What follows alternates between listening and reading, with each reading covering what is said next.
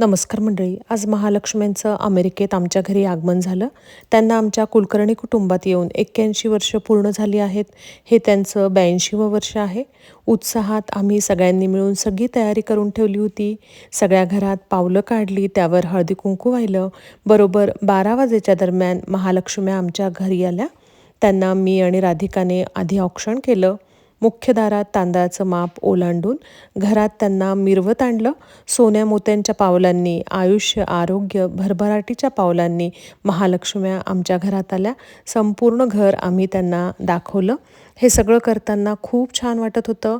आज पहिल्या दिवशी मेथीची भाजी, कढी, पत्ताकोबीची भाजी, भेंडीची भाजी, कोथिंबीर वड्या, पापड, गवल्याची खीर आणि त्यांच्या बाळासाठी गुलाबजाम असा सगळा त्यांना नैवेद्य दाखवला आणि आम्ही सगळ्यांनी मिळून आरती केली.